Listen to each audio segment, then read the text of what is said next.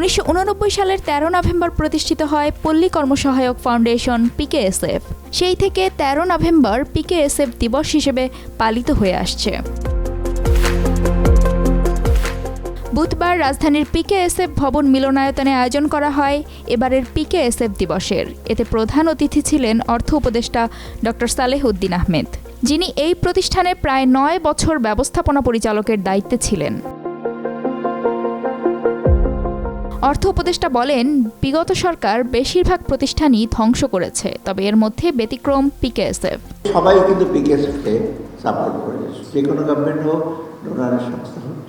আর PKSF একটা সবচেয়ে বড় অবদান হলো মাইক্রোক্রেডিটের ক্ষেত্রে শুধু ক্রেডিট দেওয়া না, প্রতিষ্ঠানগুলো যেটা আমরা ইনস্টিটিউশনাল ডেভেলপমেন্ট বলি সেখানে আপনাদের পিকেএসএফ বহু অর্গানাইজেশনকে ধরে, আমার মনে হয় ইউএসডিও ছোট ছিল, বিরাট হয়ে গেছে। টিএমএসএস আজকে এত বড় ছিল, এত বড় তখন ছিল না, বা জাগরণী চক্র বলেন, অন্য বলেন, ছোটোগুলো আস্তে আস্তে পিকেএসএফ গ্রো করেছে, পিকেএসএফের সাথে তারাও গ্রো করেছে। That is the contribution of an institution.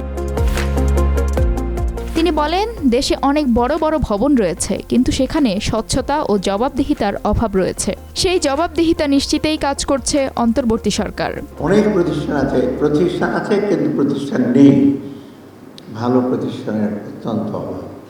Building আছে, বড় বড় বিল্ডিং আছে, সুন্দর সুন্দর, আরো সুন্দর সুন্দর বিল্ডিং হচ্ছে অফিস, কিন্তু মানুষের অভাব, স্বচ্ছতার অভাব, জবাবদিহিতা বা সততার অভাব, এইটাই কিন্তু আমরা এখন ফিল করছি।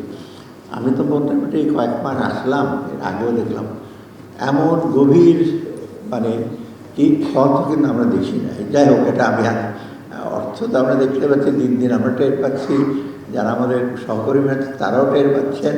বাংলাদেশ ব্যাংকের গভর্নর তো ডেইলি রাত্রেবেলা, আমি রাত্রেবেলা তাকে টেলিফোন করছি, তুমি এটা দেখো তো তাড়াতাড়ি, আপনি রাত্রেবেলা এটা বলছেন, যা ওরা জানে কিছুর জন্য টেলিফোন করেছিলাম। এইটা এত রকম একটা বিশৃঙ্খলার সৃষ্টি হয়েছে, এবং আমাদের তো এটা সামাল দিতে বলে যে লোকজন একটু অধৈর্য।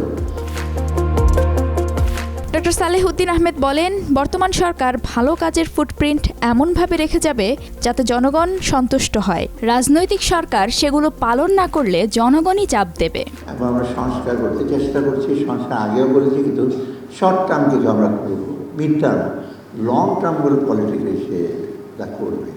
কিন্তু আমি ওদের বলেছি, পছন্দ করি না অনেক পলিটিশিয়ান, যে আমরা যেগুলো করছি ব্যাংক সেক্টরে, আমরা একটা ফুটপ্রিন্ট রেখে যাব, যে অ্যাটলিস্ট এইটার উপর দিয়ে আপনি হাঁটবেন, আমাদের ফুটপ্রিন্টটা মুছে দিয়ে আবার নতুন করে হাঁটবেন, যেটা পলিটিক্যাল গভর্নমেন্টের বেশি। আগে কী করেছে সব রেখে দাও, আমরা নতুন করে শুরু করবো।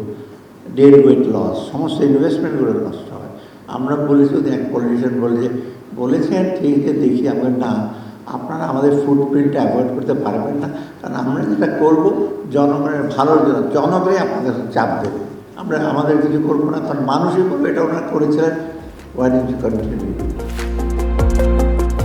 তিনি বলেন, সমাজকে এগিয়ে নিতে কৃষক, মজুর, শ্রমিকদের অবদান অনেক। দুঃখজনকভাবে তারা আড়ালেই থাকেন। সময় এসেছে তাদের চাওয়ার প্রতিফলন করার।